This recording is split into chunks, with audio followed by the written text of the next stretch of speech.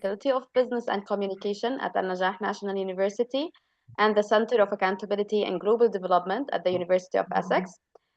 Today's session is titled by the Philosophy Meets Practice, Navigating Qualitative Research with Confidence. It will be led by two of our distinguished speakers, Professor Junaid Ashraf and Professor Daniel Labianzi. I'd like a moment to introduce both of them. Professor Junaid Ashraf is an associate professor at the University of Essex, where he also earned his PhD in accounting. He's a fellow of the Association of Certified Accountants UK, and an associate member of the Institute Chartered Accountant of Pakistan. His research have been published in numerous prestigious journals, including Human Relation, Management Accounting Research, and Critical Perspective of Accounting. Prior to his academic career, he was a Professor Ashraf gained significant industry experience as a manager of assurance service at a top-tier international accounting firm in Pakistan. Professor Daniela Bianzi is an associate professor in organization study at the University of Verona, Italy. She's also a visiting scholar of the University of Essex and other leading Italian institutions. Professor Bianzi is actively involved in the academic community, serving as an associate editor for the journal, organization, and Punt.org International Journal. She's also a co-founder of the research center RE Work and a member of the research center on the politics and theories of sexuality. Please join me in giving a warm welcome to both of them, and you can please start whenever you feel free to start whenever you're ready. Thank you, Shafa. Thank you, Dalia. Thank you, An-Najah University, and all the colleagues who are there. Can you guys hear me? Okay, so it's wonderful to actually be here. Daniela and myself, we were talking just about 30 minutes before the session, and we were sharing with each other how excited we are to be with you guys, to share the cyberspace with a lot of you, and how privileged we feel that you gave us the opportunity to sort of have this conversation with you. But I must warn you that our passion and excitement does not necessarily equate with our competencies in terms of the conversation that we may be able to have with you on this issue. So wherever it is that we lack in terms of our ability to create intelligent conversations, you must sort of try and sort of give us some leverage or some leeway for the excitement that we feel on being there. So I'll just share with you in terms of what is the plan that we want to sort of follow, and then you can share with us in terms of if this makes sense. Okay, so this is what we were thinking. We'll spend about 30 to 40 minutes navigating the qualitative research. And then we'll have our part two, where we'll spend about 20 minutes or so sharing our research. Daniela and myself, we've been working for some time. So sharing with you our research. The idea is, well, the first bit is to kind of give you a broader sense of what qualitative research is. Because our understanding is that while that we have a sort of people, varied mix of colleagues, some who have sufficient expertise in qualitative research, others are perhaps more quantitative in their research orientation. That's the assumption that we are working with. So we kind of have to cover the basic grounds in terms of the theoretical and philosophical side of qualitative research. And then we venture into our joint research experience. The idea is to kind of share with you as to how we have converted qualitative data into published outputs, and share with you the journey and what does it involve. We were thinking of having about a 10 minutes break, but that's kind of, it's flexible. We can adjust it.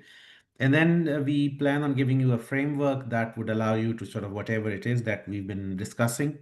Then we sort of divide in smaller groups, and then we try and apply that framework to sort of a certain qualitative project that you'll conceive yourself and share your thoughts to kind of to put the theory into practice, so to speak. So that's kind of what is the idea, and Shata has very kindly agreed to sort of give us the technical help, because my technical expertise dealing with that is pretty bad. Well, it's because of my age, and Daniela, well, it's just bad, not age. So that's basically the plan. Feel free to sort of, is everyone? Can you guys? Is it a meeting where everyone can speak? Can you sort of open up your microphones and share whatever you have to share? If yes, is this the case, Shata? Yeah, I yeah, think Okay. yeah. yeah. So They you can open don't. their mics and speak. Yeah. Okay, brilliant. So you don't need to raise your hand. This is a sort of a free speech environment. Everybody is sort of free to just open up your microphone and share whatever that you have to share, because my experience of interaction in the cyberspace is that unless you see a lot of them, and my screen, I'm just seeing three or four. There may be others, but I can't see, again, because of my lack of technical understanding. There are times you start feeling a little lonely, that maybe you're the only one there. So just for the sake of making us feel that we are part of a community, let's say something, whatever. And no courtesies as such. Just open your mic and say whatever. Okay, so the first bit is navigating qualitative research, and Daniela, would you sort of please sort of start with this? Well, just kind of, it's a conversation, so feel free to come and chip in whenever you want to. So over to you, Daniela, and I'll just change the slides as we go along. Yes, so that means, Junaid, that you need to at least follow me and make sure that you follow me with the slides. I will say Junaid in case I will repeat Junaid in case I need this slide to be changed. You for some reason you are not following. Okay. So yes, we organized myself and Junaid. We organized this intervention, this seminar in a very dialogic way, also because we would like you to participate. But at the beginning, we would like to give you, let's say, a sort of an overview of how we understand, how so far we have understood what we have understood so far about qualitative research and the way in which also we practice it. So we must admit that whenever we discuss about qualitative research, myself and Junaid, and with us, a big community, the Essex community, and many other people around the world, are discussing mainly about critical qualitative research, and we will see and hopefully better explain what do we mean by critical research. But just to introduce this idea, the fact that when we navigate qualitative research, we are also critically investigating something. No, there is this idea of being critical. But what does it mean? We often refer to Michel Foucault, who has been a philosopher, a very important French philosopher, was indeed written a lot about critique. At one point, he referred to critique as the art of not being excessively governed. What does it mean? And now we relate critique to research. We try, first of all, to be critical about ourselves, no? Starting from ourselves and our research. So we try to give meaning and sense to the research that we do, interrogating our role, the way in which our research can contribute to society through conceptualizing, through shedding light on certain phenomena. And in this sense, in doing this, we try to develop a research that contribute to and shed light on issues of power, how power is being exercised, and how it can be differently exercised in order to reach sort of what we call understand as a social justice.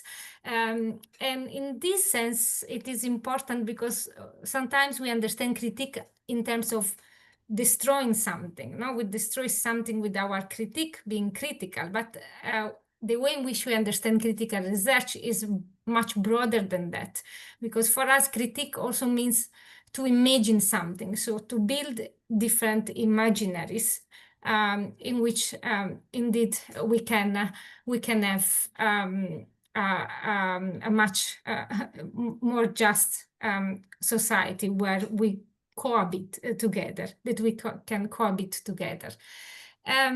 So this is just a premise of what we mean by critical research. But if we try to then to better explain what qualitative research is according to.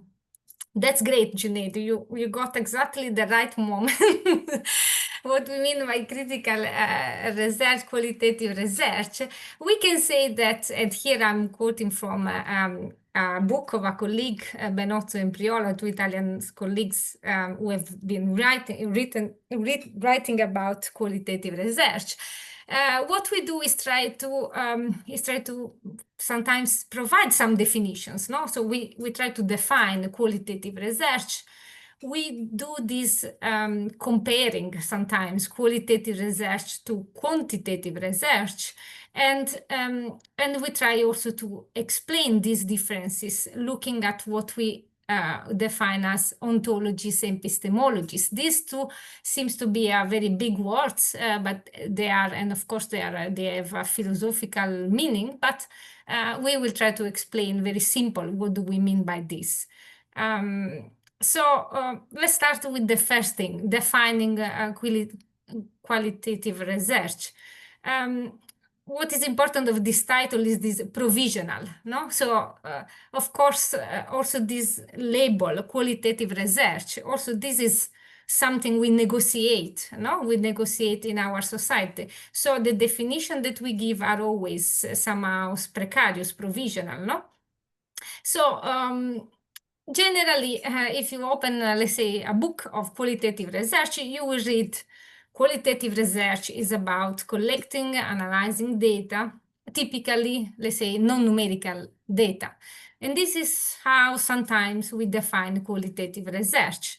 But of course, this is not enough, or this doesn't convey the meaning of it. So yes, Junaid. So what we so of course so I say it is much more, and it's not only about the type of data, as we will see, that we collect, but also what do we aim to do with data, what kind of data are we looking at. And I will say that we are more interested in literary work, no? So when you open a literary work, a romance, something, no, and you read through it, you get all these very beautiful and thick description of what is going on. No, if you open a romance or a book of literary work, this is the fact. And in that sense, as qualitative researcher, we look at that. We draw from that universe, literature, because we are really interested in getting details about things. Details that are rich in nuances, intensities, and so on. And starting from these details, as Junaid, you will explain to you when describing one of our research endeavor, we try, of course, to make sense of these details. Then we try also to, of course, because we have this thick description, we have all these details about what is going on. And of course, we need to investigate. No, we do research. Qualitative research is about investigating something. This investigation requires raising questions. So as researchers, we raise questions. And the type of questions that are interesting for us are mostly about how people experience this reality. How do people live? No? What are their lived experiences? How do they handle certain situations? What kind of practices they adopt? What type of languages and discourses they use to describe themselves, the practice that they make. So the questions that we generally make are really about lived experiences of people. In this sense, as you can understand, once we look at lived experiences, this is a big mess, no? If you think about how each of us experience something, no? There is such a complexity in this. So it is difficult to figure out what each of us see and how each of us feel and understand. Imagine to make sense of what other people feel, think, understand. It's a very difficult task. And why is that? So let's try with this image. What do you see in this image? I know that is very well known, but let's see.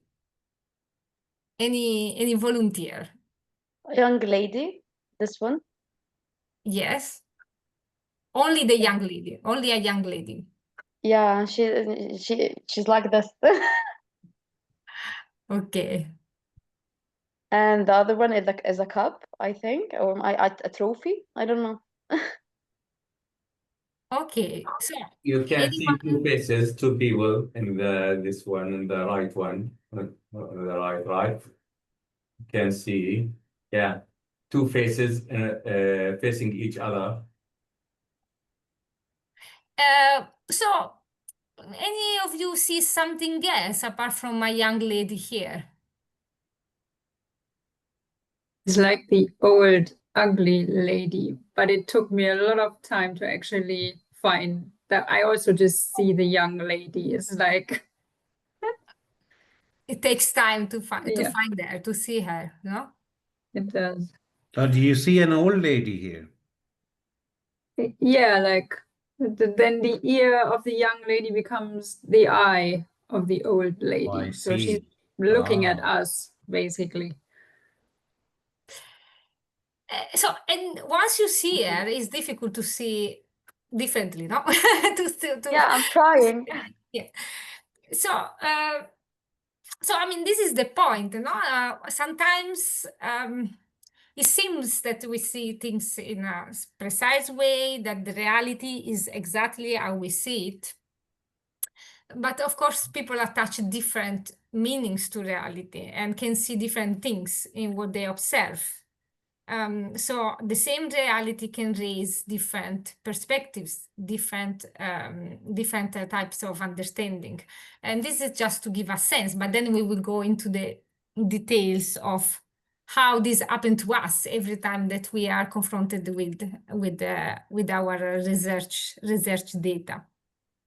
So in that sense, first of all, we would like to understand the meanings that people attach to reality, their life experiences, how, of course, also how difficult also is to get sense of what other people perceive and to communicate with others. So this is another image that give you a sense of what happens as well between a researcher and a person who is being researched. You know, we try to it's an encounter. Every type of research work, qualitative research work means meeting, encountering people that most of the time we don't know, and we get to know through our research. So once we meet these people, once we meet the other is always difficult to grasp. No, and also in the interview setting or in any, no matter the form that this encounter will take, that one of the challenge is to listen to the other person, not to get a sense of how the other person, what kind of experience the other person is facing. So this is one of the important aspects. But then, since this is very different, another way in which we try to define ourselves is comparing qualitative research to quantitative research. It's always not the us versus them. They are the quants people, we say sometimes, no? So there is an attempt really to define by saying we are not this. So it may happen to say that we do not analyze numbers. It happens to say that we do not develop statistical analysis.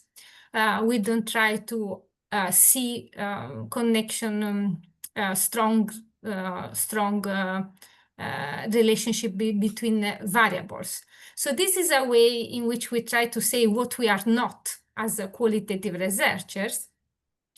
But of course, this is very dangerous sometimes. No, we need to somehow avoid this oppositional reasoning. Sometimes there are these differences, but sometimes also these boundaries might be much more blurred the way in which we look at them. But of course, this helps sometimes, no, to distinguish what we do and what we do not do. But I think this is not the main angle. No, this is not the angle perhaps that we might take. Another aspect, another potential angle is to indeed look at what we define as ontologies and epistemologies. So these, as I said, are they seem to be very big words, but they mean something, at the end of the day, something quite straightforward, quite simple. So ontology, when we ask in terms of ontology, we are raising this question: what is the nature of reality? No, what is the nature of reality for us? No, and once we define this, how can we get sense of it? How can we know reality? So epistemology is about knowledge. How do we build our knowledge? Is it possible to know reality in a certain way? And ontology is about the reality itself, the phenomenon itself. It's still very broad and very theoretical. I can sense, of course. So we will give you some examples. So just bear with me on this.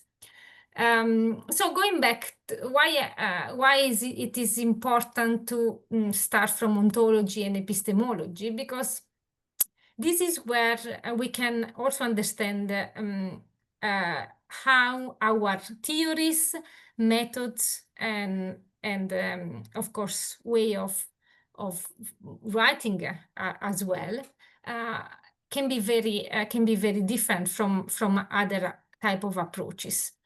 So on the one hand, there is what we call a positivistic approach. So sometimes within the quantitative research, we discuss about positivism.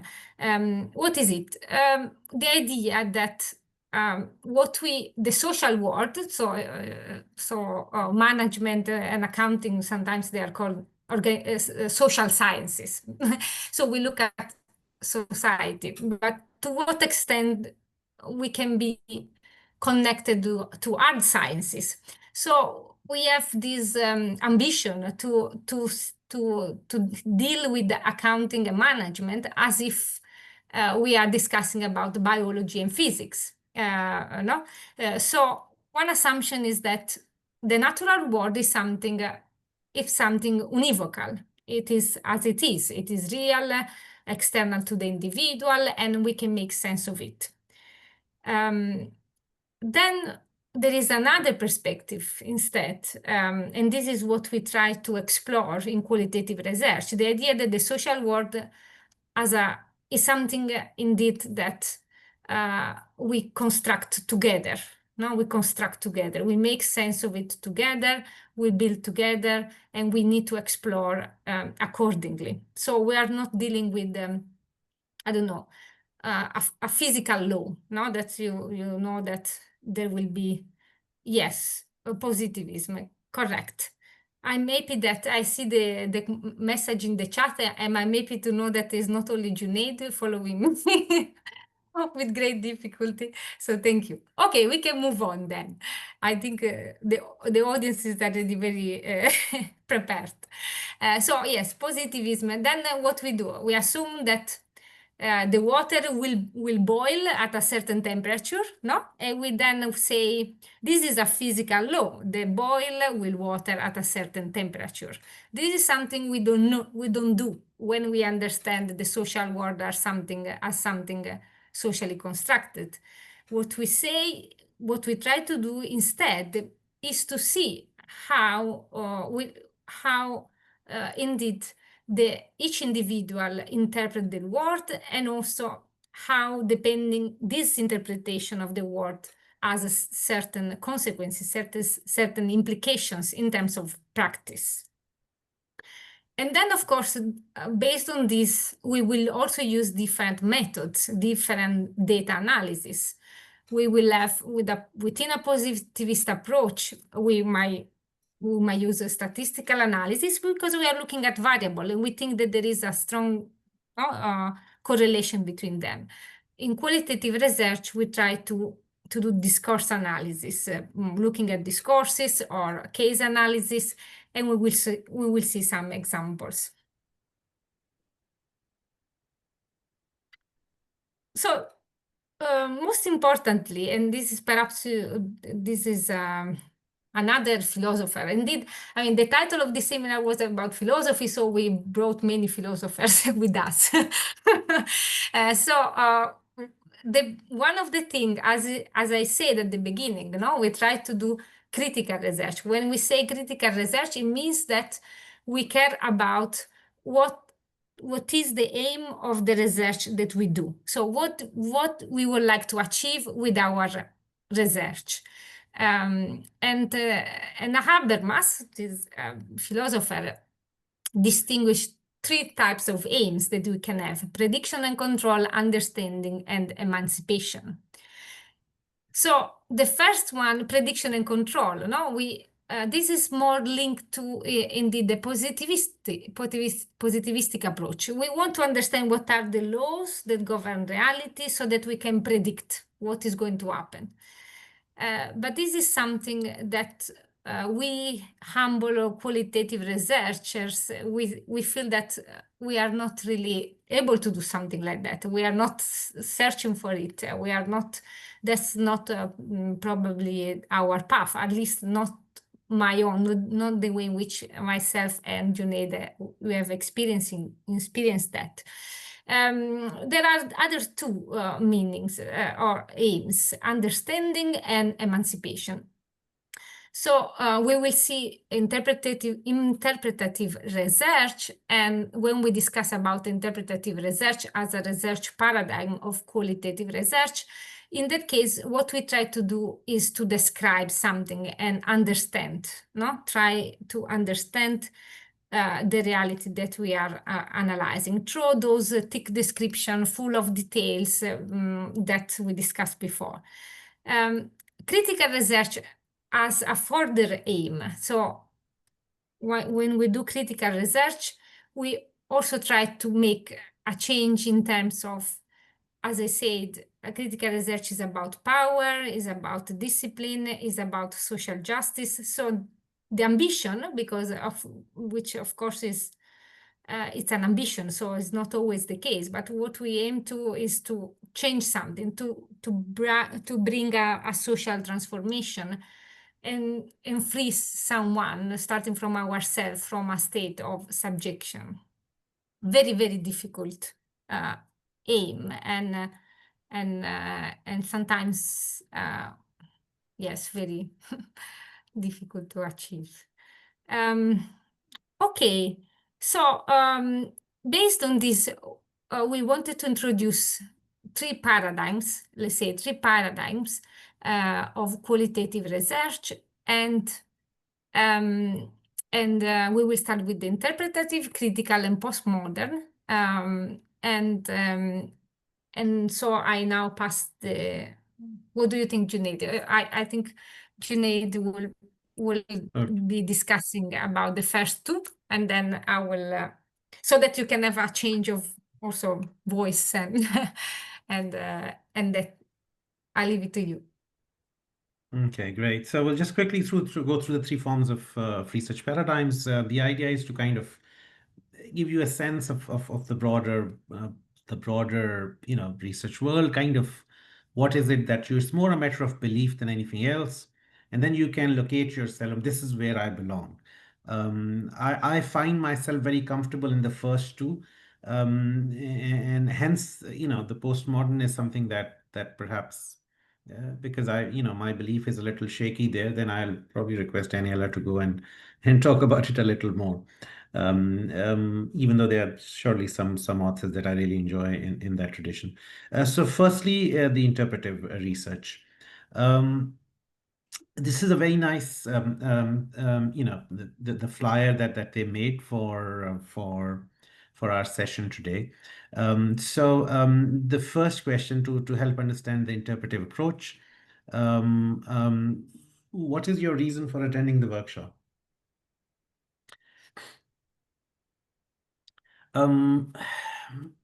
Because what comes to your mind when you say, okay, this is basically, what could it be? And I just kept on thinking about it, and I was discussing it with Daniela before the session, and what could be the reason for people to attend a session on qualitative research. And what I came up with, and I shared it with her, and she kind of agreed to that more or less. I mean, we generally don't agree too much to a lot of things. So one of the things that we came up with was just was courtesy, a C, right? People turn up for such things because it's kind of common practice. When somebody is announced, when the university is announced, look, this is what's happening, you turn up for the sake of it, yeah. For no other reason than to say that, okay, let's be there. Then I was thinking maybe one other reason could be that, and I know a lot of people think that qualitative research is easier than quantitative. So many people think that, maybe that is that provides one route to sort of, to sort of doing something that the quants may be a little too dry, a little too complex. So if you have to name something like that, I would say these people, and I just gave them the names myself. So you change, and please feel free to sort of give another name if you like. So these are pragmatists, right? The people who are attending because they are who are pragmatists. The third is that many people would feel that there's sort of we want to do research where our emotions and our feelings can be part of that, and qualitative research allows us that opportunity as compared to the quantitative. So I would name them the idealists. And the fourth would be that well, we are just kind of exploring. We don't know what it is, but we'll find out. I mean, let's go and attend that. So I would say the explorers. And you can feel free to give your motivation for whatever it is. So so you came, you just came because you're sort of, you're just out of courtesy, or you're a pragmatist, or you're an idealist, or you're an explorer. So I've just given some interpretation to individual experiences of what could it be, right? What could be individual reasons for attending something as banal as a workshop. But in qualitative research, what you do is you kind of go and how do you know what it is? I mean, what is the way that we find out this is what it is? You go and ask people, look, what is your reason for doing that? And I'm sure there must be a fifth or sixth reason that I haven't listed here. So feel free to list them. Feel free to say these four really don't exist. I mean, they don't look like plausible to us. Whatever the reason may be, but let's say there are four, right? You go and talk to people, you find out this is what it is. I'm there because out of courtesy, I'm there because I'm pragmatist, I'm there because I'm an idealist. And this is my interpretation given to hypothetical alternatives of what could it be. Now, you go and talk to people, and this is what interpretive research, I think, is all about. You go and talk to people, you find out, okay, maybe somebody came.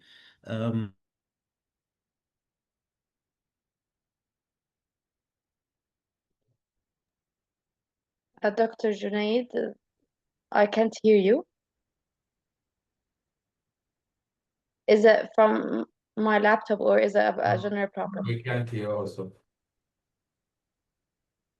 Yeah, I think it's Junaid connection. It's connection. Yeah. Is it my connection? Can you? Yeah, we can hear Yeah, you now now. you're back. We'll come Yeah, back. hang on. Hang on.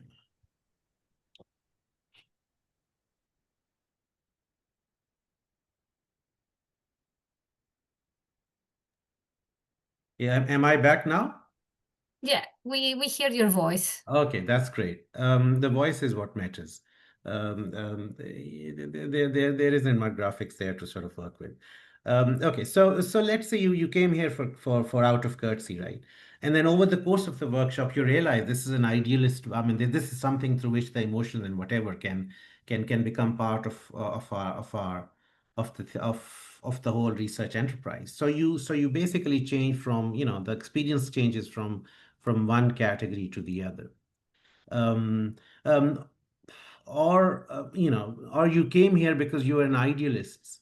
And by the end of it, you realize that, this was just a courtesy exercise. There wasn't much in it. And that's because of what we did here, right? Or you came here because you were trying to explore and you realize that, this is a way to become into a pragmatic way to do research, or it is, you came here because you were a pragmatist and you find out this is an ideal way of kind of going about things or whatever the case may be. So you can see that, there you start from one and you go on to the other, the experiences and the journey that you go through. These are the nuances we are trying to capture in qualitative research, the individualistic experiences of what are our reason motivations for going through the things that we are going through. And it's kind of exploratory, right? I mean, we just came up with, okay, we don't know what it is. We just go and ask, and find out from people what is it. We explore and we look at the explanations in terms of, what could it be, in terms of their plausibility, in terms of whether they fit in with the broader overall schemes. I mean, we kind of we live in a certain social system in which publications are important. And because they are important, they're a good reason for people to become pragmatic, or they are, we live in a world where emotions are sort of, have certain prominence, so it becomes important. So whatever it is, so the meaning depends on social context in one or the other, and you have to then see whether individual meanings are kind of make sense in the broader context. So that's kind of the basic framework of interpretive research. We look at the experiences, we look at individual experiences, you try and make sense of that through asking them the questions, through participant observation, whatever the case may be. So to give you a quick, and then how do we know one explanation is better than the other? And that's something that we'll sort of continue to work with, is that you kind of, and this is the important thing here, that, we don't have numbers to support what we are saying. What we have here is plausibility. What we have here is corroboration of data. And at the end of the day, the internal consistency or the plausibility of the explanation is basically what it is. So I'll just quickly give you a sense of an example of interpretive research, and that would, will also allow us to get a sense of, of whether it sounds plausible or no. So this is a famous research by Elizabeth Kubler-Ross, which is on death and dying. So she's a psychologist who's working with terminally ill patients. And she went through and she asked this question in terms of, okay, when is it that you find out that, you're going through, this is her famous work on death and dying. And she asked people the question, okay, when you figured out about, that you're sort of, you find out that you have a terminally a disease which is at a terminal stage, and there's no way to escape. How is it that you experience this news? And then she went through and then people's experiences, she tabulated, interviewed, and came up with the categories that we now, most of us, are aware of, the 5 stages, which is denial. You begin by saying, look, this can't be true. And then you become angry, that how can it happen? And then you go into some kind of a bargaining, depending upon, whatever social context that you live in. If you are a religious person, then you start bargaining with the God. If you are more of a commercial market person, then you start bargaining with, is there something that I can go to sort of bargain my, for whatever it is, swap one for the other. And then this depression and acceptance. So the 5 categories of people's experiences tabulated. And then again, you can look at the things and you can say that, look, these are 5 stages and they look sequential. They look plausible, but it may not necessarily be the case. There could be, you could always do research and find out that, this may not be the case with everyone. People may move from one to the other, depending upon their individual experiences and so on and so forth. So what we are trying to do here in interpretive research is trying to tabulate experiences, and to bring them into, and then interpret them through theoretical categories of sorts. You see the problem with this research, right? I mean, she was a person. She's a clinical psychologist working in a hospital, and in that sense, for her, every patient is the same patient. So there's no differential experience here. And the problem with this kind of research, which is why what Daniela said before, we kind of think the critical research is probably a better way to go about that, is for example, this very interesting research about commercialization of death, of how corporations in the mid-20th century in US profited out of death by offering them services, burial services, counseling services, whatever, and that kind of, they commercialized and they profited out of grief of people. Now, this is something that would not come in interpretive research, right? That this involves exploitation. This involves the power of the corporations. This involves the discursive or material powers and exploitation and whatever. The work led to congressional hearing on funeral industry about, how is it that we can bring about a change. And you can see that, this side is basically, we are talking about more critical elements to that. Then there are critical researchers who have done work in terms of differential treatment of death by race and gender. So for the longest part, in the Western world, the cemeteries were different. So if you are a certain kind of ethnic identity, then you'll be buried in one place. And if you are the other, then you'll be buried at a different place. The race and gender were sort of, were differential markers. So in that sense, the critical research on death would bring these issues more to light. The issues of power, the issues of differential treatment, the issues of coercion, differential mournabilities. I mean, that we sort of that all deaths are not equal deaths. Some deaths are more mournable than the others. So if you are kind of a researcher, who's more critical about death and the issues surrounding, then that's the kind of a work that you'll be more inclined towards, which is the critical side of things. So the limits of interpretive research is it focuses on understanding, then to bring about a change. It ignores the role of power, and then is language a neutral medium, and something that we'll talk about in a bit. The detached and privileged position of the researcher doing the research. One can say that it's probably the same problem with the critical research, but well, it's not detached, but the privileged position would still, one can argue that it's still there. But nonetheless, the critical research focuses on the power, ideology, the relation, the research as an ethical imperative, and so people who are sort of more Gramscian, more Marxist, more kind of, or the Frankfurt School, which are sort of not just economics, but also other aspects of power differentials, exploitation, and control. So that's kind of the interpretive and critical side of the things. Daniela, can you sort of Yes, so Junaid, I have a proposal because I have a sense that we are talking too much, and so my proposal is to what about we go let's skip in this? order. We skip. So to make the point about post-modernism, we can go directly to Said and give an Okay. example. All Yes. right. Okay. So yes, because I think I will look at which is, I know that's something you would like to talk about. But let's let's try. I will try to discuss That's it. Someone we our know. understanding of the situation. Yeah, so I will try to discuss it. Then and you feel free, Junaid, to say no. I think you misunderstood. Okay, so now show me the text. So yes, why I suggested to skip and go directly to Side, because this is a very interesting work that really I think problematize. I mean, it's a good example of what we mean by deconstruction, which is a central concept of a postmodernism. So an approach that tries to understand, that focuses on how discourses are being constructed, how certain identities are being naturalized. So this book is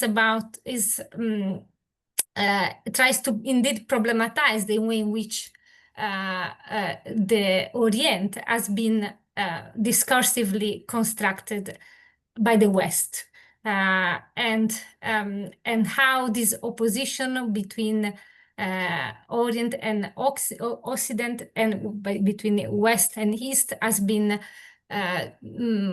developing through different types of literary works, poem, historical works, and so how through discourses the subject, the subject of the Western person, in this case the Eastern Orient person, has been constructed, opposing, creating dichotomies. No, so when we discuss.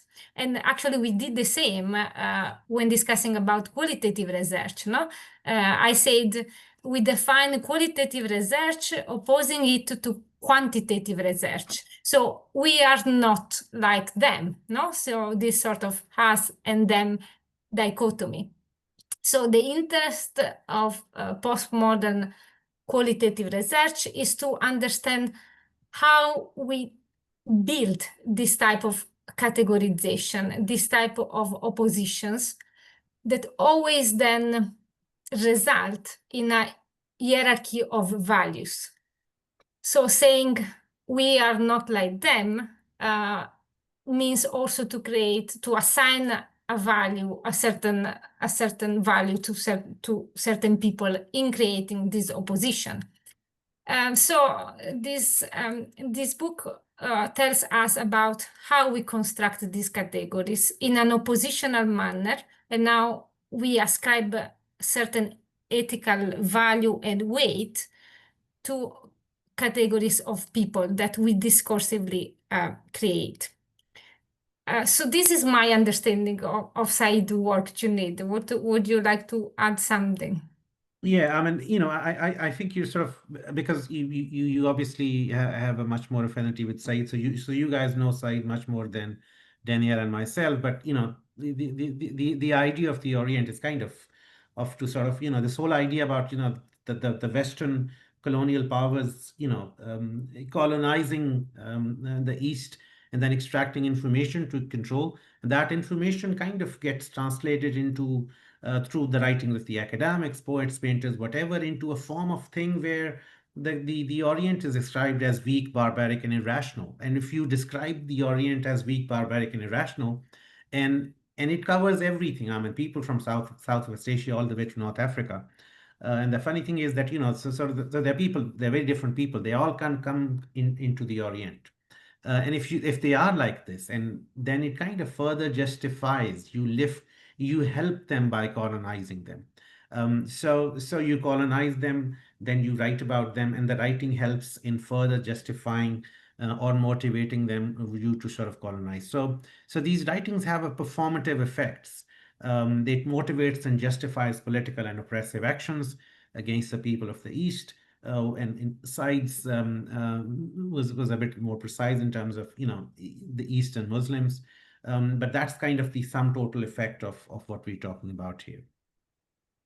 Yeah, please go ahead. Yeah, so in that sense, I think the work of Said is a very important reflection on the power of text, the power of language, the power of discourses, the fact that discourses are rarely neutral, and they have indeed that performative effect. You say something, and by saying that you also create something. No, you do something through words.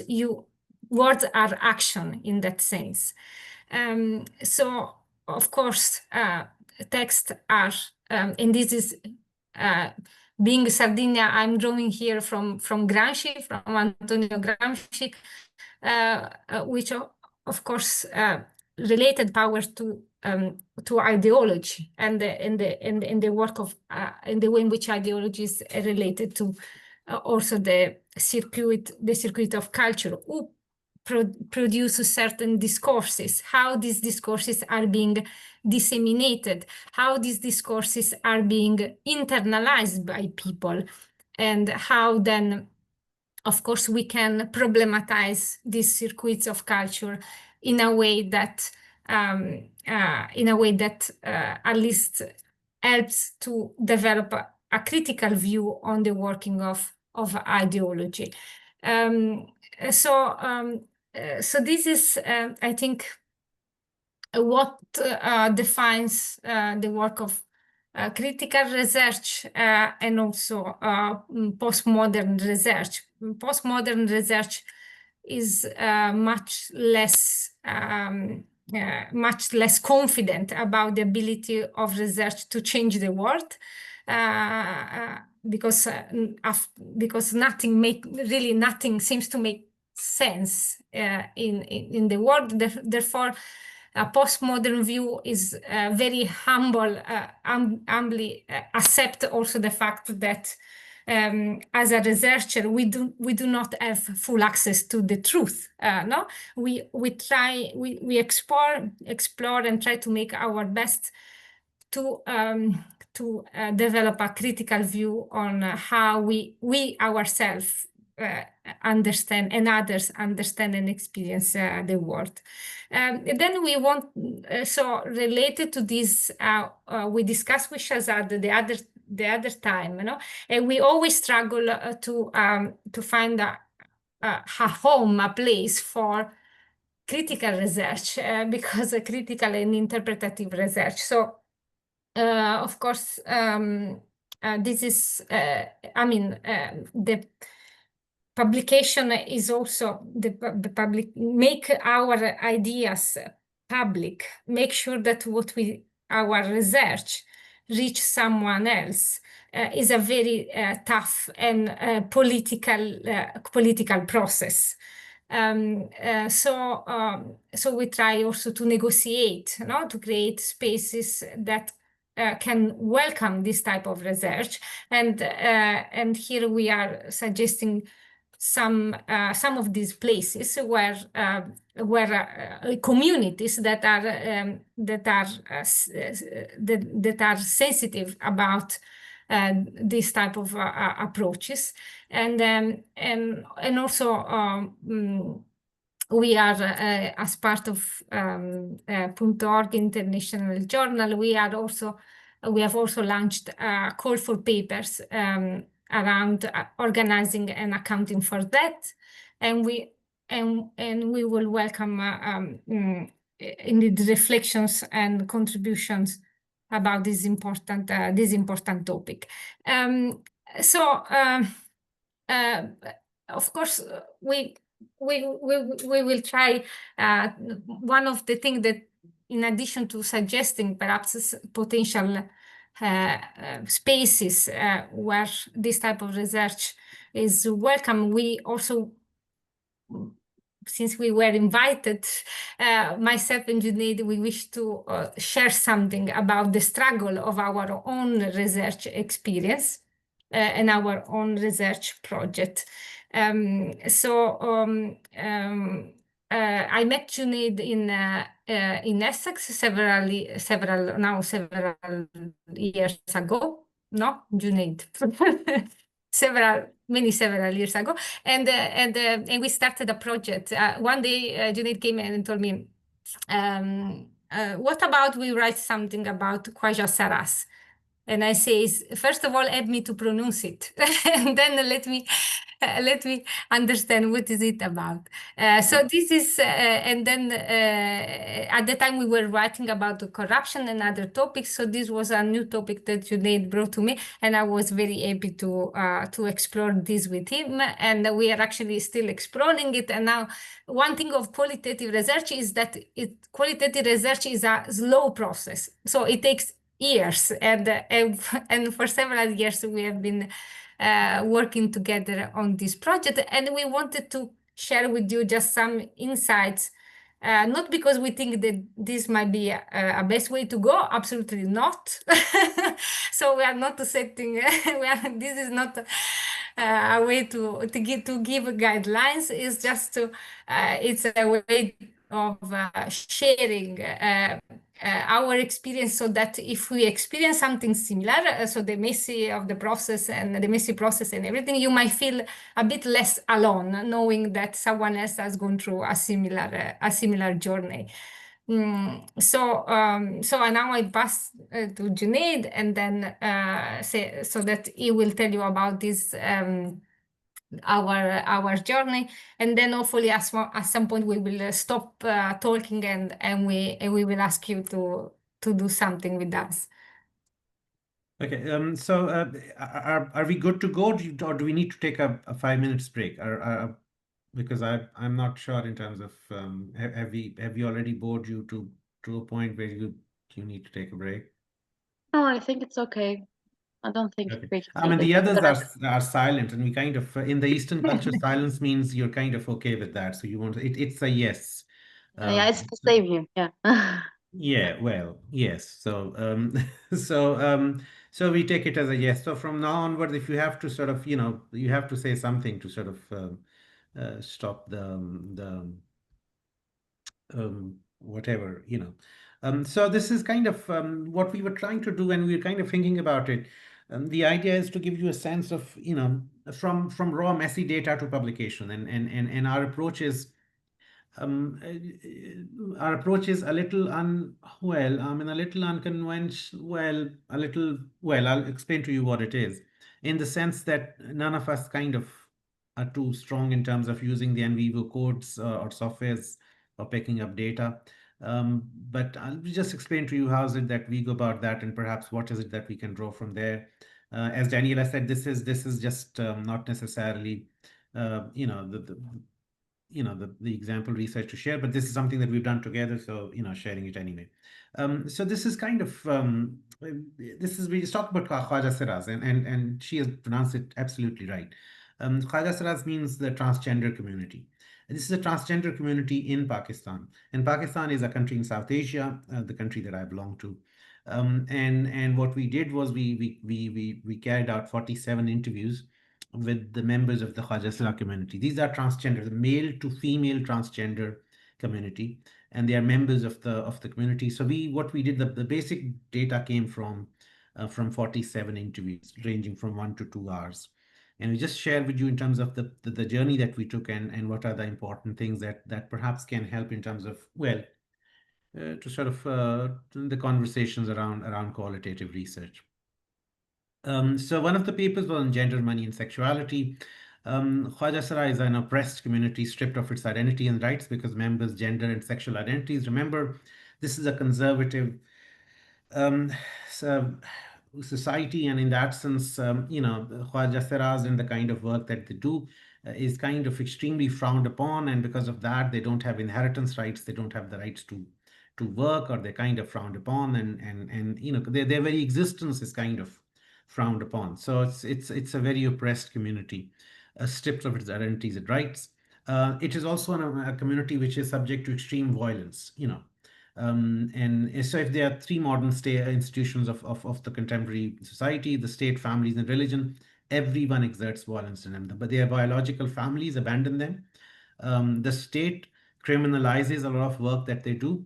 And they kind of, the religion is also used to sort of ostracize or sort of subject them to violence. So they are the victims of all the major institutions around. What we did was we carried out interviews about 1 to 2 hours with the Khwaja Saras, and we basically asked them questions about their lives, about their relation with other Khwaja Saras, their biological families, and quote unquote their audience. And well, I mean, she had more of a organizational and management interest, and I had more of accounting interest. So we kind of financial was always there in terms of how do they go about the money business, and how is it that they account for that. One of the main lines of work that they do is sex, and that many members engage in. Now, at this point in time, I think it's very important that we have to kind of, it was kind of, so before that, and I think for qualitative research, it's extremely important to be upfront with with how their beliefs and would affect the research, and how the research would affect their beliefs and whatever. So and we are, while we share critical research agenda, Danielle and myself are kind of different people, in the sense that she's more a left of the center person, and I'm kind of more right of the center. So before I actually met these people, my sense, I had a certain worldview about them, where they are kind of other, they are kind of, people make them think that you fear them. And then you go and meet them, and their presence and my interaction with them had an enormous effect on them, on me, to a point where, when we were actually presenting this research, and Anne may remember that in one of our brown bags at Essex. And then Shazad said, I think you are romanticizing too much about whatever is going on there.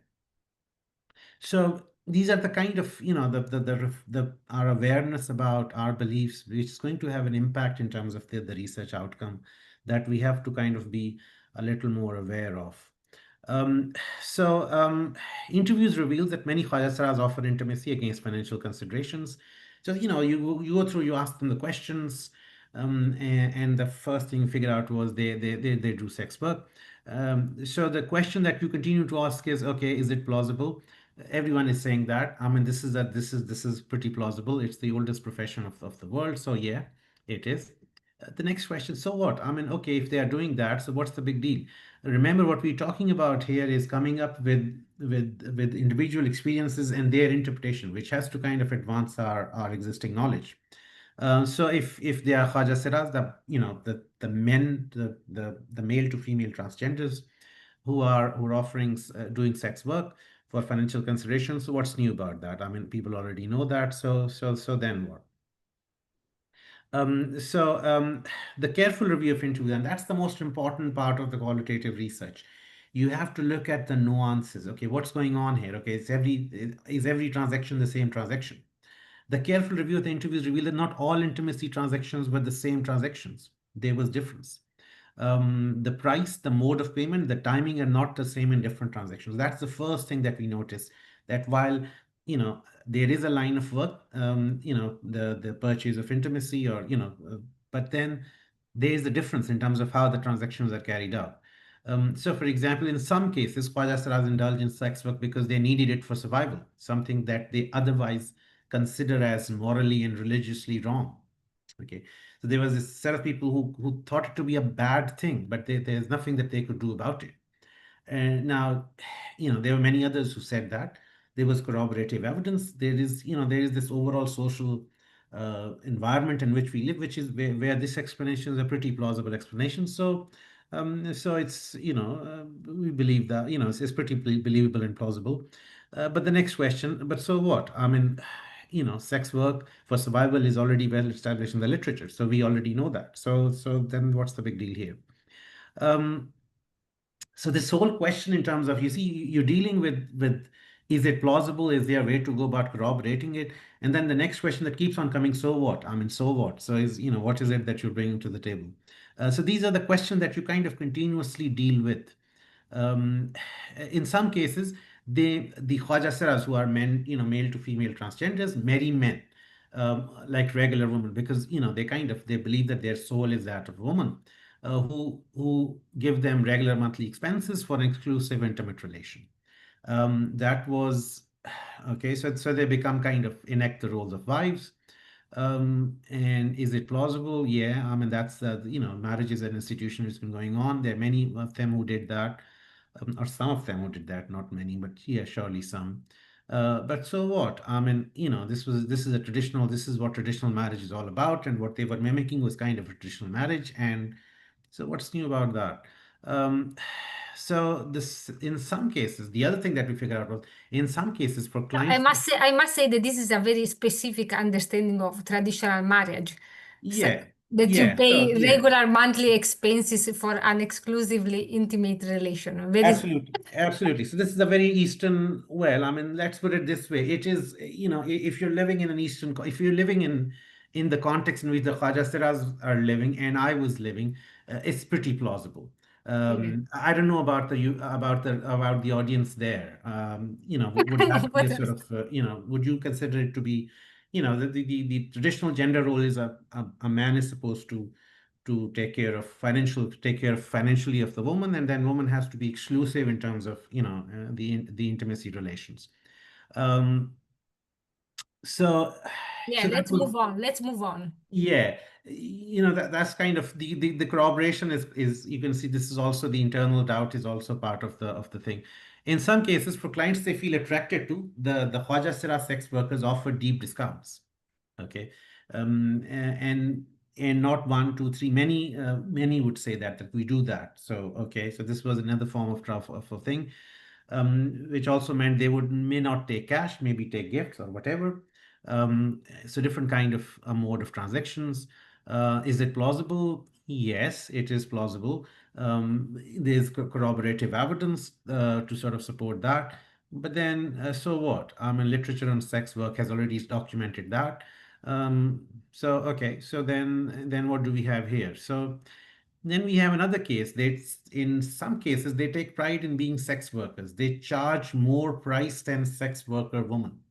The work makes them feel more woman than ordinary woman.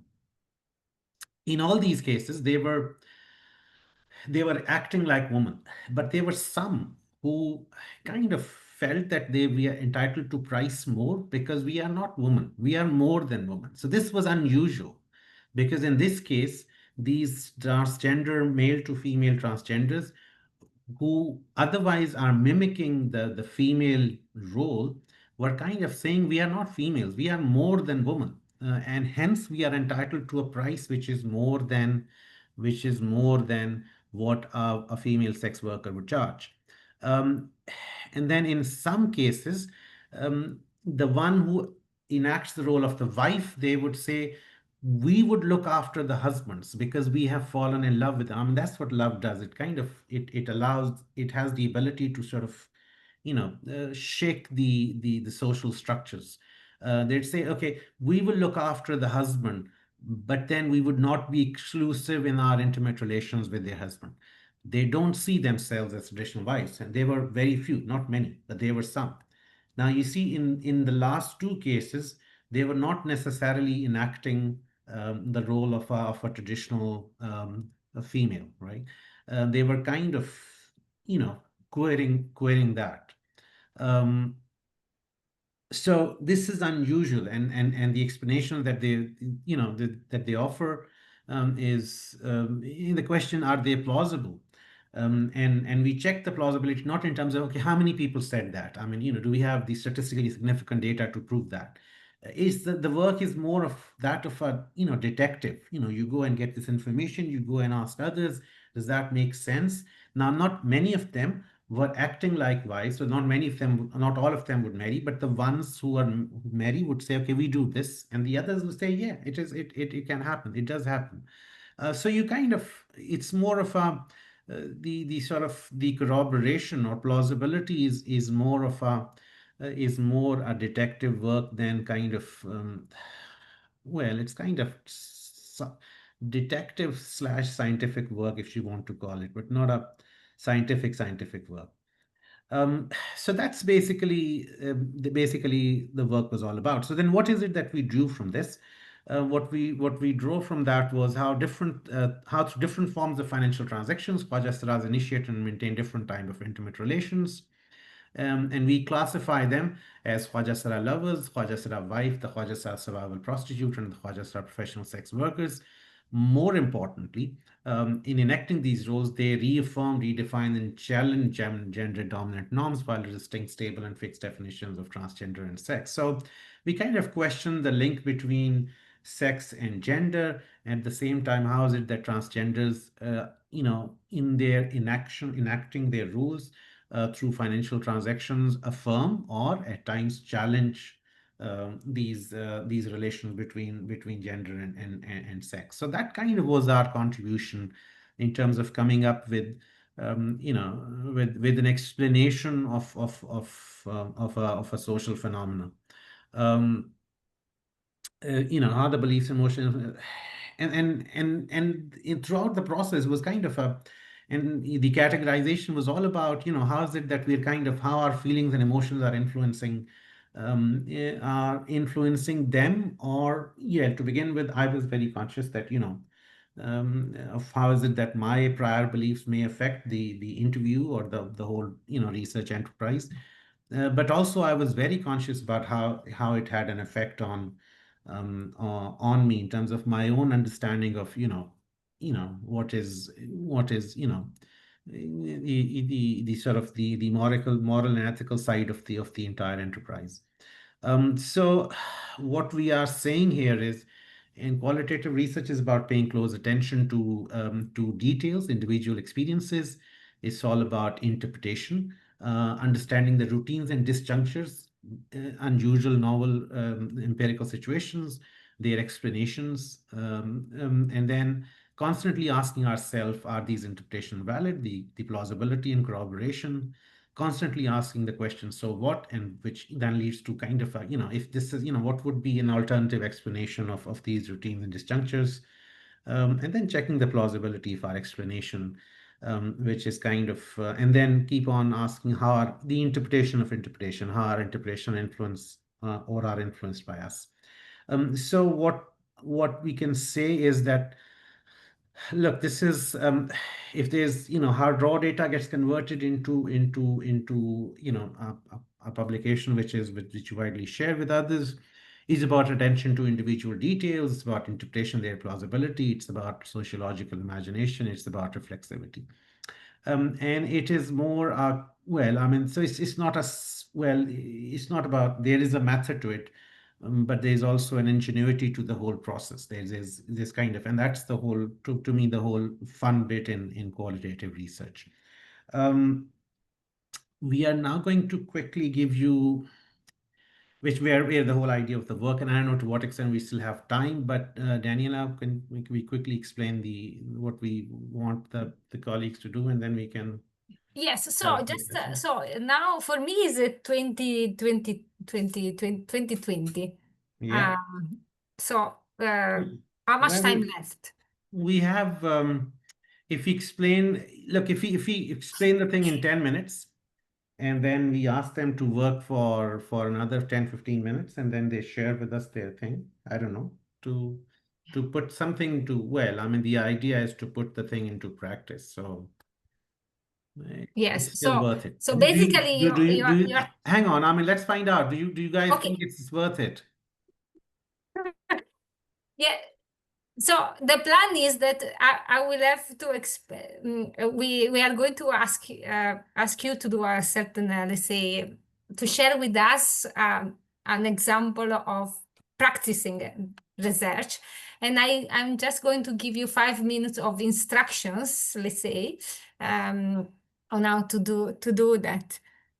But so let us know whether it's fine. Are you guys up for it? Do you want to do a bit of a, and also, Junaid, there is a mistake in this slide, so I think we need to move on. Okay. Hang on. Move on. Okay. Move on means what? We change the slide. Okay. Is this fine? Okay.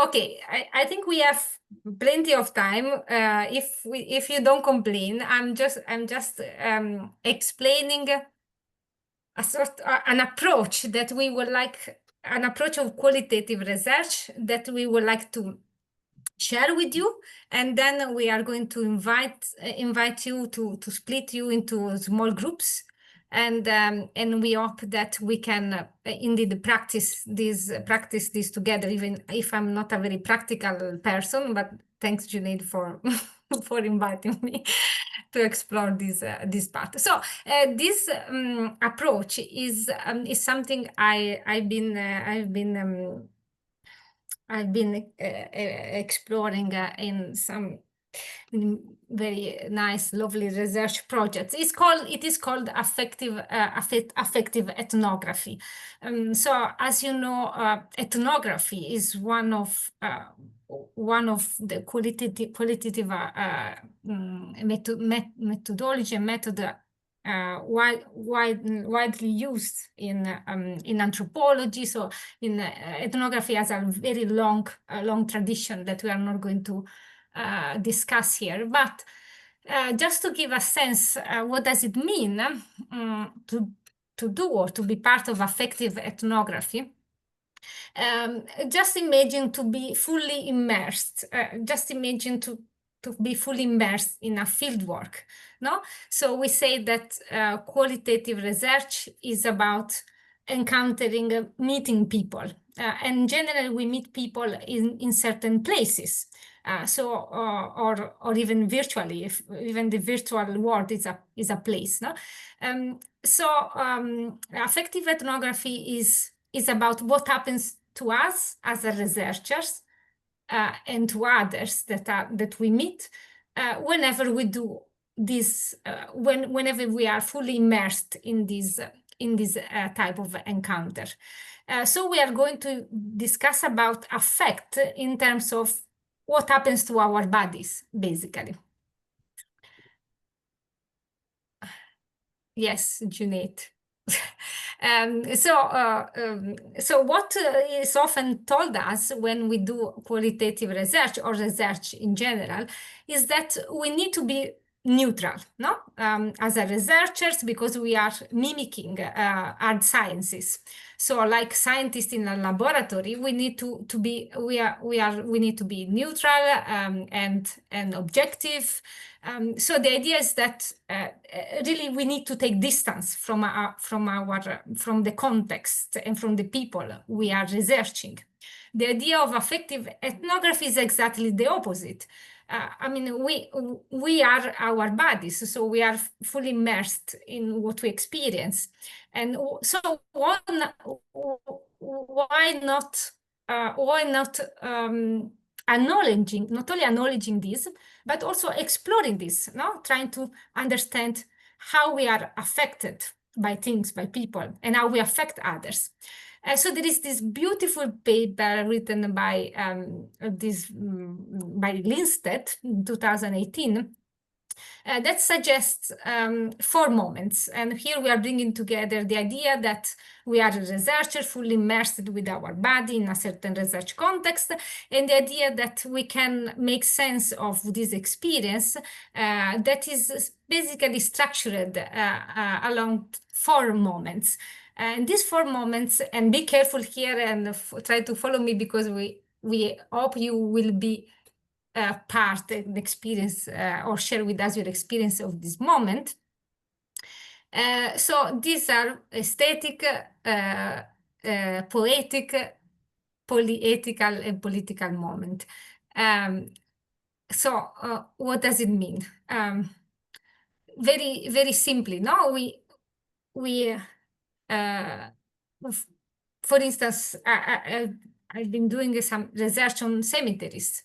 When we visit a place like a cemetery, or I mean, any place, we feel something. This is the aesthetic, what we call aesthetic experience. So we have certain feelings, certain sensations.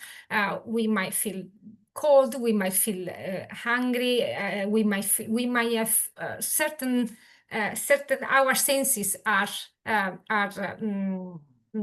activated in different ways by the place where we are. And then, of course, so this is we might like a place, we might feeling well in a place, we might feeling badly in a place, and this is something which make that moment a beautiful moment or a bad moment. So it aesthetically define it. Of course, and the idea is that this aesthetic has its own value, no? Starting from this, perhaps our words, we become wordless. So we enter what Linstead described as a poetic moment, and this is the second moment. And the poetic moment is a moment in which we cannot describe a poetic moment. Yes, as a poem, you read it, you don't talk about it. So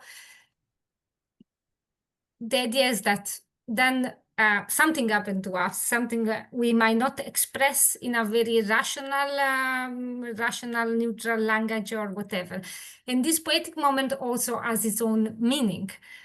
It helps us to get a sense of what is happening to us also ethically. So the third moment is the ethical moment. We starting from these emotions, from these sensations, from this experience of finding ourselves without words, without the ability to express what we are living, we can then start a reflection around our relationship with the others. How we relate to the other in front of us. And this other in front of us might be a person, might be an alive person, a person that is not anymore, a non-human being. So we are confronted with the other, as Levinas, for instance, has been exploring in his philosophy. And when we meet the other, we are this other brings with this moment, this encounter with the other brings with it an ethical responsibility. The other interrogate us, the face of the other. When we meet someone and when we face someone, the other person is interrogating us in a way that is also ethical. We are responsible for the other, So this ethical moment then led us to enter what we listed call political moment, which is the most powerful moment. Not most powerful, sorry, I don't want to make hierarchies between them. It's a sort of a further element, a further moment, of this process. So we face the other, we are responsible for the other asks for responsibility, and in this world we are not only two people. We are a community. We are part of populations. We are part of communities, and this means that ethics become politics. It's about how we relate each other in a broader sense, how power define our relationship between communities, among communities, and this political moment invites us to really try to problematize what inequality means, what oppression means, what does it mean to fail in responsibility? What does it mean to fail in the responsibility toward the other and toward all the others, toward the community that we are part of, So finally, the political moment, the fourth moment of this affective ethnography, is not the result, is not the end point of a reflective, rational process. It's about something that comes from our embodied experience, comes from our bodies feel in a specific moment. What we are going through, what we experience, and this has a political meaning. No, as is this is very, I mean, feminist politics. No, the idea that what happens to the body as a political meaning. So these are the four moments that constitute what we are calling here, and a literature has been calling affective ethnography. So it is an approach that goes against many precepts, many norms of what qualitative research means for at least some meanings attributed to qualitative research, like being detached, being neutral, being objective, being rational. All these type of norms that really shape our research are interrogated through this methodology, theoretical ideas. So what we would like to do with you, together with you, is to try and try this together, no? To see how we can do research through affective ethnography, which means how we can do research starting from our own bodies, our experience, our lived experience, no? So we will take a break, and then we will ask you to work together in some groups. And no, we keep the instructions you need. You have been distracted. You see, you didn't. So the instructions for you, during this time that we will do this work together is to try to apply, even if I don't like this word. To try to experience this type of research approach, going through, telling us your 4 moments. So taking notes, writing poems, I don't know, taking notes of what you have experienced, your memories, the impressions related to a certain space, a space that you live, and ask yourself how this aesthetic, poetic moment, how does it translate into what we call ethics or politics of research or inhabiting a space.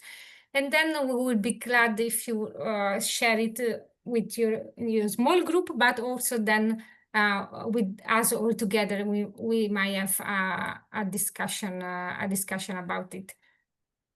Okay, so yeah. let's say we give ourselves I'm completely, I don't know. 15 minutes. We can come back and have a quick 5 to 10 minutes discussion.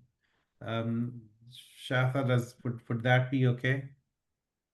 It's okay. Dr. Rafa, do you think that's okay with the audience? Yeah, for sure. But I'm not sure about Are you guys game for this? What? Yeah, okay. I mean, so the idea is to sort of, you know, a bit of a thought experiment to sort of to allow us to sort of Would you like me to prepare the breakout rooms right now or after the break? Yes. Breakout rooms where people, you know, think about these 3 things. Okay, so I'm going to construct the breakout rooms. Okay.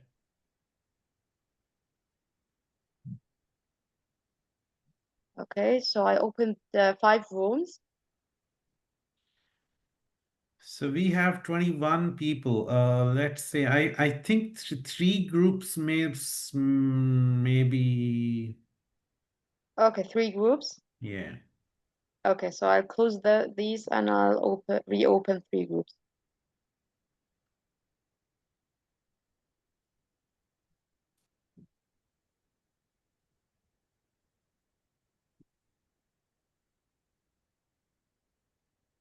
Yes, Shada, Yeah. So how much time we have left? I've completely We have 21 minutes. okay. And so we took a lot of time, but we can. No, it's okay. It's not a definite time. You can take whatever you want. Okay, if people stay, we can stay. We are happy to stay. Yeah, that we will discover this once they participate in the, the activity. I think we'll find out. Let's give them 10 minutes and we'll find out as to what comes out of that. Yeah. Yeah, Can okay. we be able to go into the to the rooms? Yeah. Yeah, okay. I'll reconstruct them right now.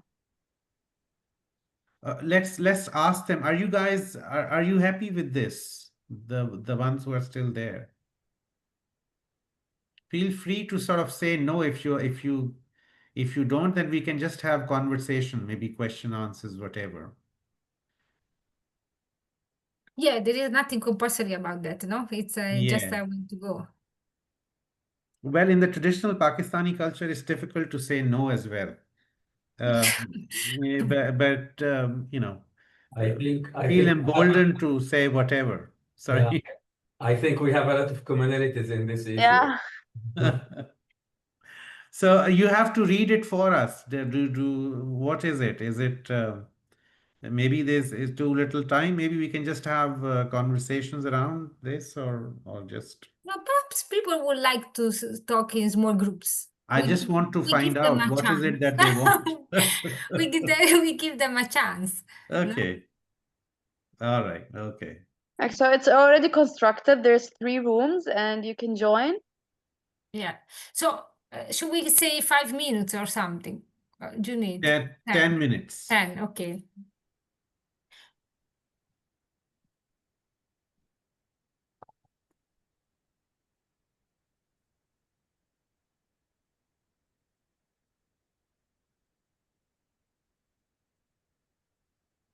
So I think attendees they are not joining the group, so I don't think they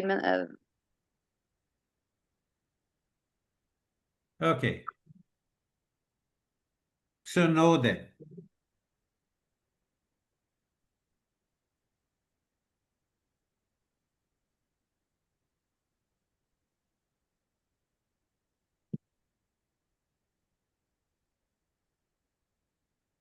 I can see I can join room number 2. I'm just worried that I may not be able to come out to the main room. No, you can come out to the main room. However, attendees they are not entering the rooms. I don't know how we can notify them because already a message popped up for everyone. So Okay. Is the ignorance strategic? yeah, I think so. Okay. Let's not force them to join if they don't want to. Okay. Maybe we can just open it up for whatever questions the people may have or any points of clarification about what we shared Yeah, today. I think taking questions would be more appropriate right now. All right. Okay. Yeah. If people have any questions, feel free to put it in the chat box that many are, or if you want to ask, then just open your microphones and.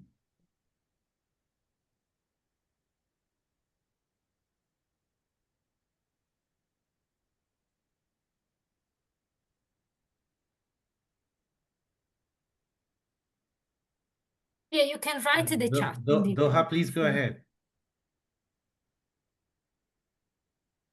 Hello, everyone. Hi. Thank you so much, Dr. Junaid, Dr. Daniela, for your presentation. Respect for Dr. Rafat Al-Jallad, Shada Arafat, and Dalia.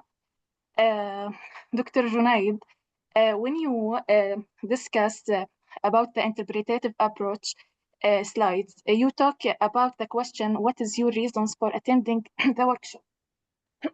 You discuss many reasons. I would ask you a general question. You briefly mentioned that quantitative research is more challenging. I'd like to go back to this point and discuss it with you. In general, طبعا I'm ضحى ربيعة. I'm PhD in accounting student at An-Najah National University.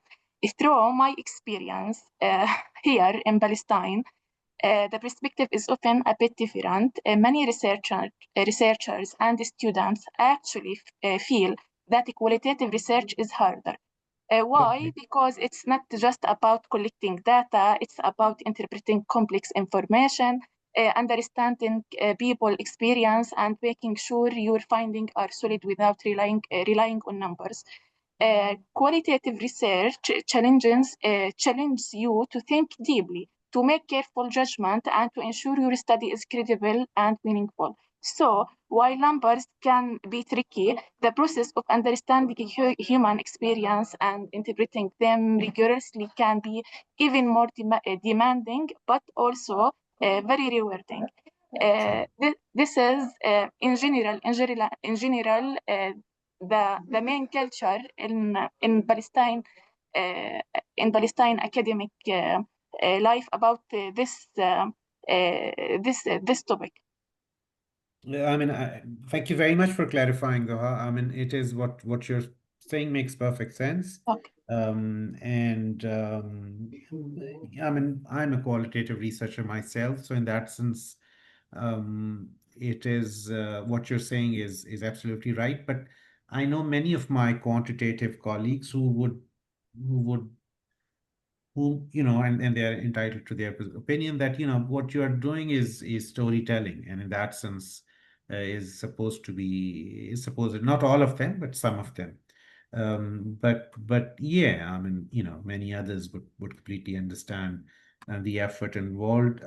Also, somebody wrote in the chat about the difficulty in terms of collecting data. So the data itself, which becomes, you know, available in the form of, you know, databases that you subscribe to may not be there. So you actually have to go into the field and, you know, to be able to create a report, to be able to then collect data. So that itself is a significant challenge. And in a place like Palestine, I'm assuming it would be more of a challenge than elsewhere. So you're absolutely right about this here. Yes, thank you.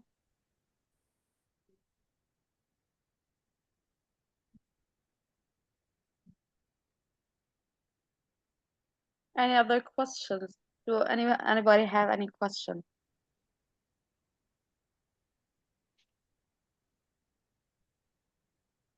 Yeah, it can be also questions not related to what we discussed. So there was a question in the chat. Navar is asking, Daniela, can you please take this one? How to avoid being biased while doing your research? Yeah, I guess what we are suggesting is that this is an impossible, perhaps we don't, an impossible task in the sense that that what we can do is to, I guess, raise our awareness about ourselves, so become more aware of how, because of our identity, because of our story, we can see things in a certain way, and try to reflect on how this, of course, shape the way in which we understand other people's life. But this is different from, I'm not sure this might be framed in terms of avoiding bias. I think it's more about being aware of those and try to problematize those, of course, but also to value and not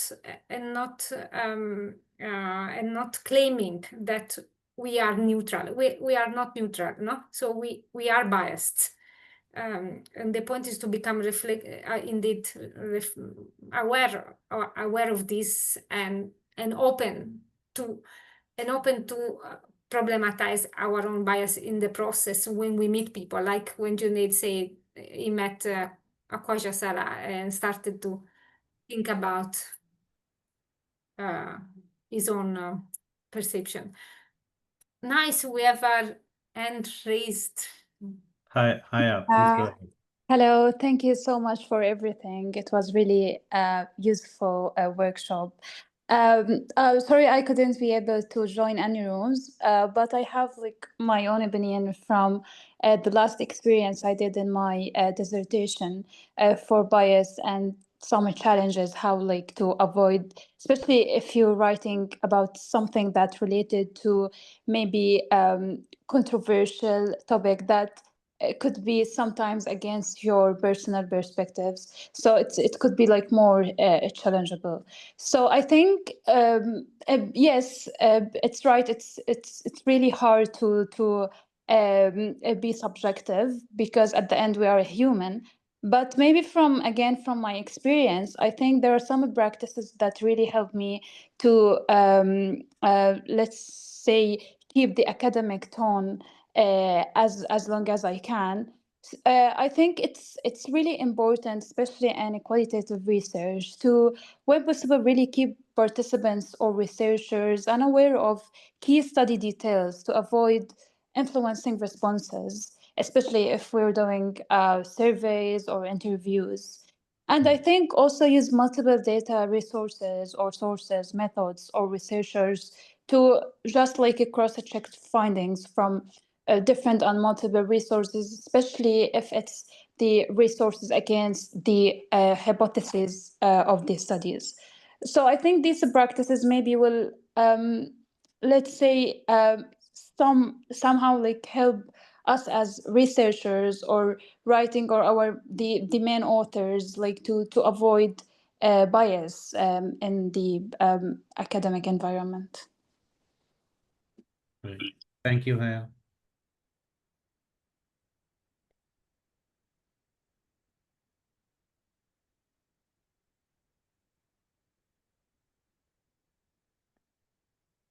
Should we call it an evening then? No, let's wait. Perhaps there are other questions. Anyone Do you have do you other have questions? other questions, even unrelated to, yes. Okay. We Muhammad have, Omran. yeah. So hi everyone, thank you for this nice session. I just want to say that I was one of your students. I thought that the same thing for Dr. Udin the last time at the University of Physics back in 2018, 2019 in the management course. And I noticed that one of my students in the past semester asked a few questions about qualitative research and whether it's subjective or something. And I have to admit something that because I'm a quantitative researcher, I didn't give qualitative research the chance that it might deserve.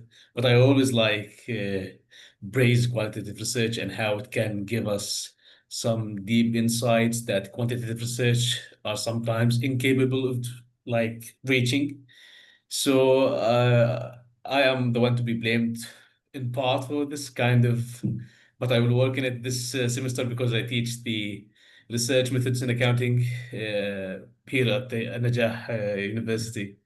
So it's nice to meet you, Dr. Daniela and Dr. Junaid and everyone. And thanks for everyone who participated in organizing this important session. I just wanted to say hi. Thank you. Thank you, Omran. It's good to Thank meet you. the Essex family members wherever we can. Yeah. It's wonderful to see you again. Thank you. Thank you very much. Thank you.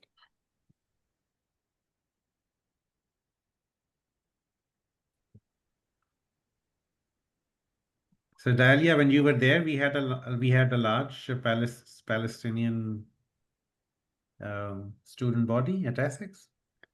There is Essex Solidarity Group, but yeah, I think I've met Muhammad, I think for a year, perhaps on my second or third year. But then Muhammad done his PhD in Dundee, I think, later on in quantitative. I I was tried to trying to rejoin. convince him. I was trying to convince him with the qualitative work. Yeah.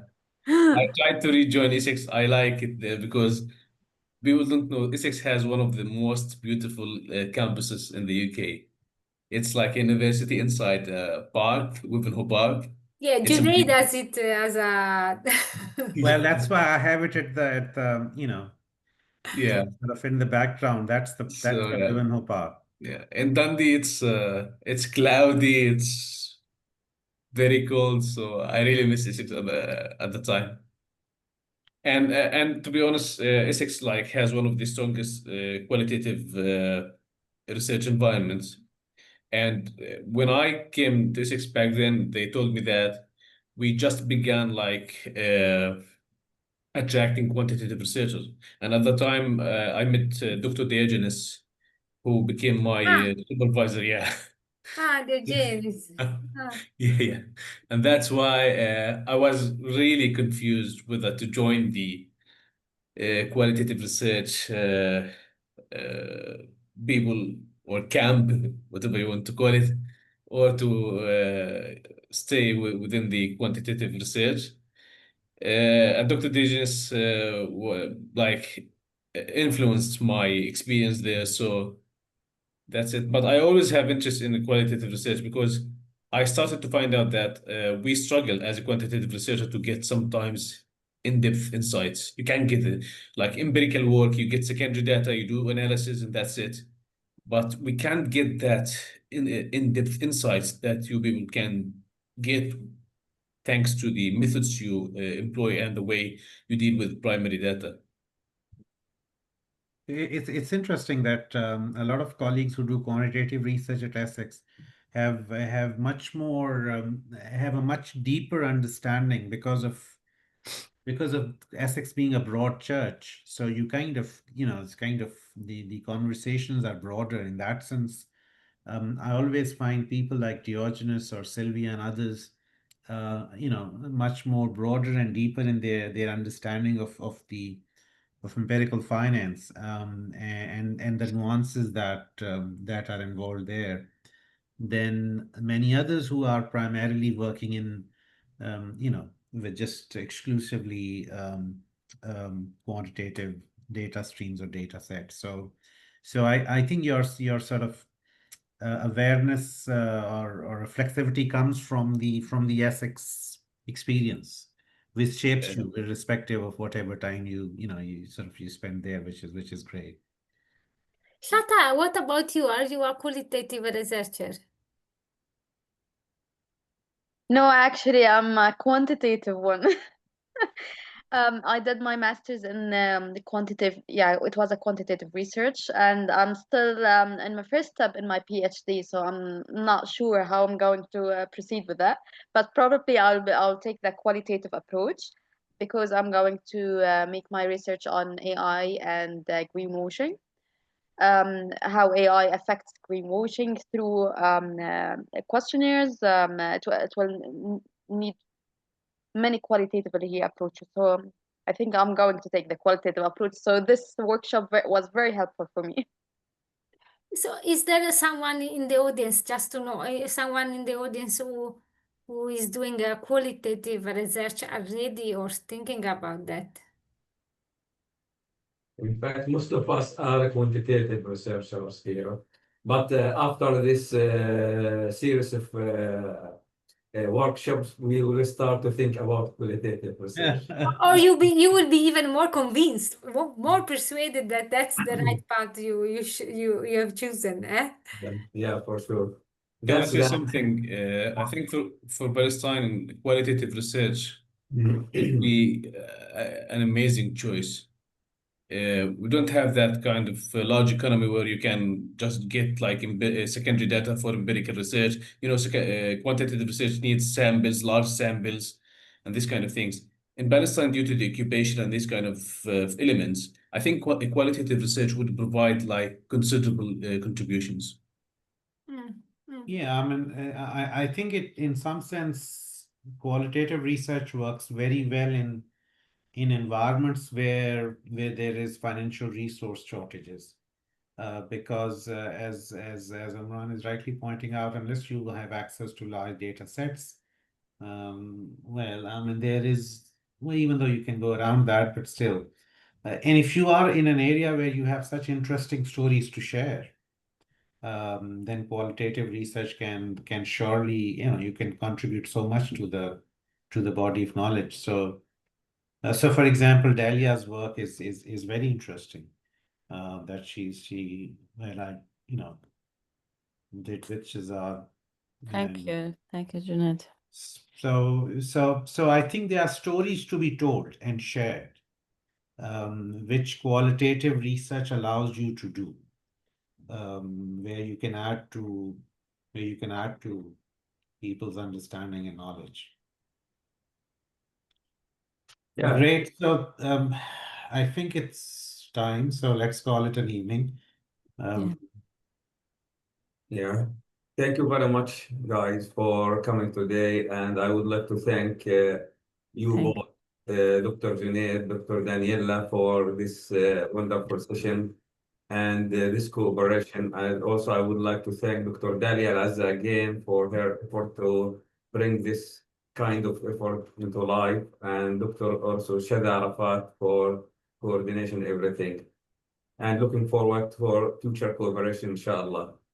Thank you. Inshallah. Thank you so Thank much. you. Thank you, Daniela. Thank you, Junaid. Thanks Thank to you, you. Dalia. Thank Thank you. you. Thank you. Thank you so much. Thank you. It was very informative. Thank you very much. Thank you.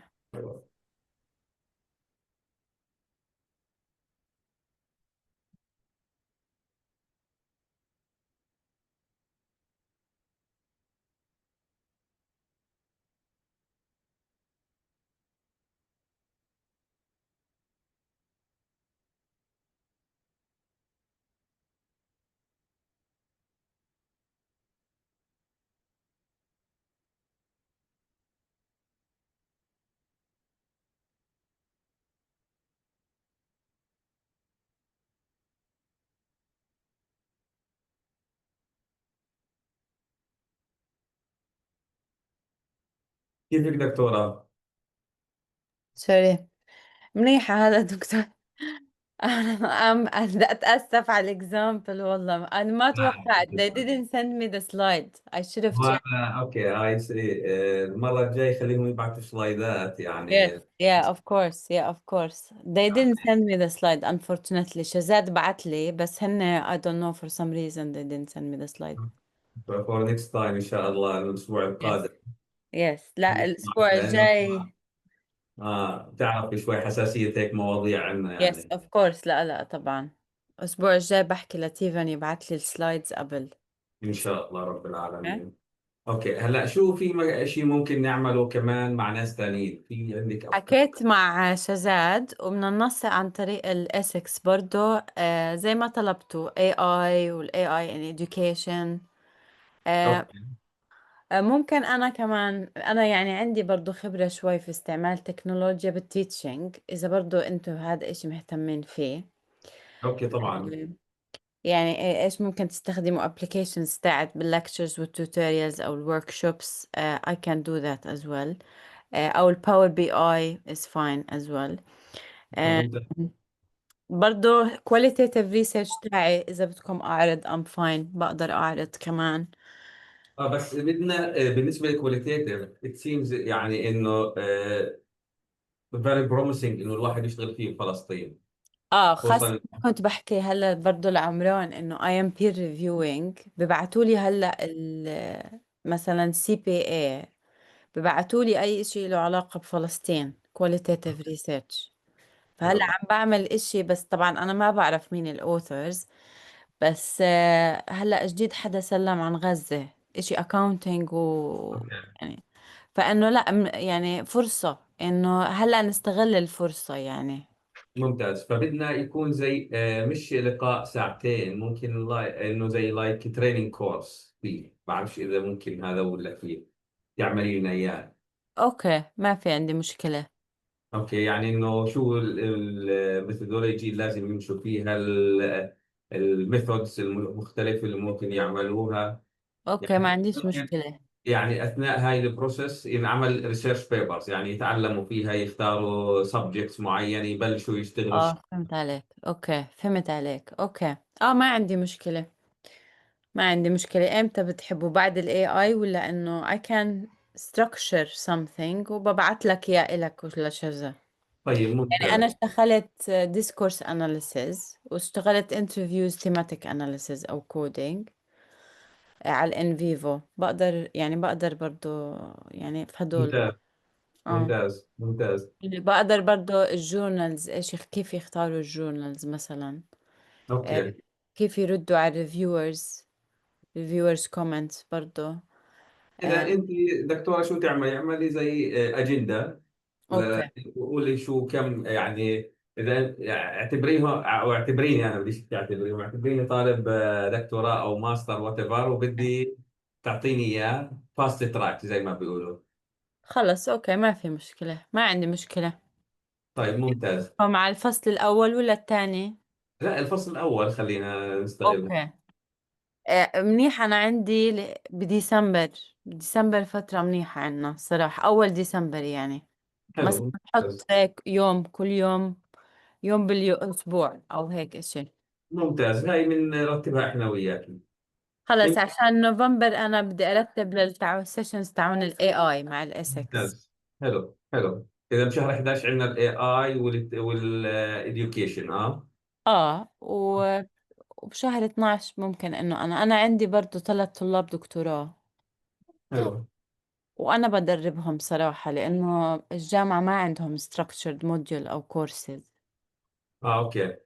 اوكي، انتوا باي ريسيرش الدكتوراه عندكم؟ آه اوكي. يعني بدربهم أنا الصراحة. المرة المرقت مش يعني السنة المرقت دربتهم على thematic analysis، عملت لكل البزنس سكول عنا، حلو. كانوا 30 طالب دكتوراه. فإنه بقدر يعني I can do this. طب فيري جود فيري جود. يعني بدنا نغلبك معنا دكتوراه. لا ولو بالعكس، الله يخلي لنا اياك يا رب. استمتع أنا بهذا الشغل. خلص التدريب. إن شاء الله أنا رح أبعث لك إذا بلان، بحكي لشوزة على نوفمبر ديتس، بس لسه عم بحكي مع شوزاد هو بفيتنام لأنه ان شاء الله. في هذيك المره حكى شزاد على اللي هو التريننج كورس اللي موجود عندكم اونلاين مزبوط، هذا بإسكس. باسكس، وقال انه ممكن انه يعطي نوع من ال بده يعطي ديسكاونت.